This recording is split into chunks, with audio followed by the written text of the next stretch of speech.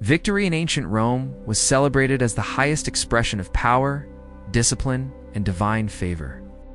When Roman legions marched into conquered cities, they believed they were not only defeating an enemy, but imposing order upon chaos. Temples burned incense, generals dedicated spoils to the gods, and soldiers expected tangible rewards for their suffering and loyalty. For captured women, Roman victory frequently marked the beginning of a nightmare that unfolded far from the glory recorded in inscriptions. Roman warfare was brutal by design. The Roman military doctrine emphasized total domination of the enemy, not merely defeating opposing armies, but breaking the social and psychological foundations of resistance. Cities that resisted Rome and were taken by force were considered to have forfeited all rights. In such cases, Roman law and custom allowed soldiers to kill, loot, and enslave freely. Women and children were not exempt from this logic. Instead, they were absorbed into it as part of the spoils of war.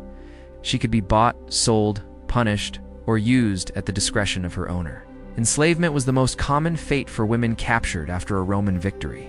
Many did not survive these journeys due to exhaustion, disease, or violence. Those who did were inspected like livestock, evaluated for age, health, beauty, and perceived obedience.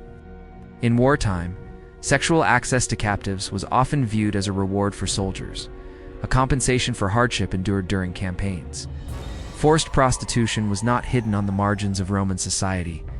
It was integrated into the urban economy. Enslaved women from conquered regions were especially vulnerable, as they lacked language skills, social networks, or any means of resistance.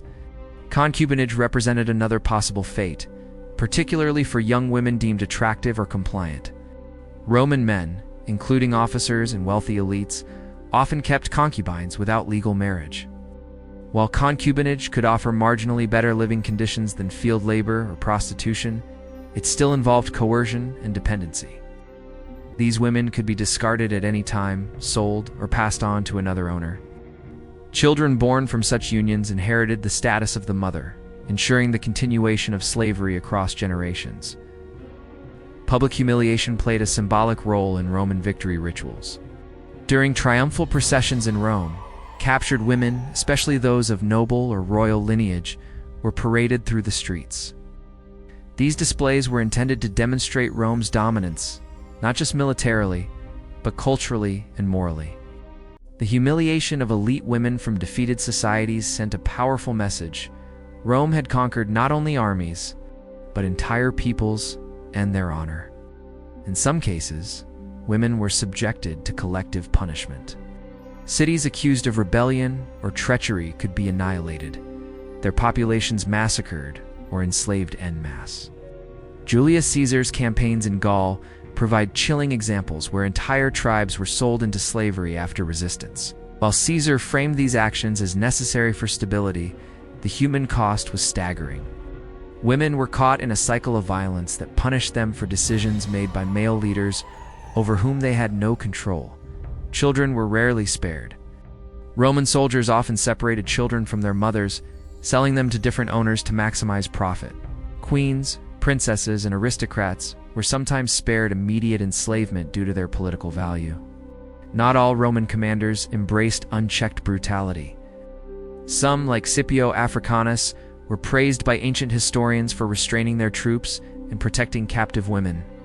However, these instances were exceptional enough to be noteworthy, suggesting that abuse was otherwise expected. Even when commanders issued orders against excesses, enforcement was inconsistent, especially once cities fell and discipline collapsed under the frenzy of victory. Roman moral philosophy contained contradictions that allowed these practices to persist. Roman writers could discuss virtue and honor while ignoring the suffering of captives, revealing the limits of empathy in a society built on conquest. Religion also played a role in legitimizing violence. Victories were attributed to divine favor, and spoils, including captives, were offered to gods or used to fund temples and public works. It is important to note that these practices were not unique to Rome. Ancient warfare across the Mediterranean and Near East operated under similar assumptions. However, Rome's scale of conquest and its bureaucratic efficiency meant that exploitation was systematized on an unprecedented level. The women who endured Roman conquest were not considered worthy of historical memory, even as their labor and suffering sustained the empire. Modern historians increasingly challenge traditional Roman narratives that glorify conquest without acknowledging its human cost. By examining slavery, sexual violence, and family destruction as integral components of Roman warfare, scholars paint a more honest picture of how empire functioned. Understanding what happened to captured women after Roman victories forces us to confront uncomfortable truths about civilization and power. Behind every triumph stood countless unnamed women whose lives were irrevocably shattered by conquest.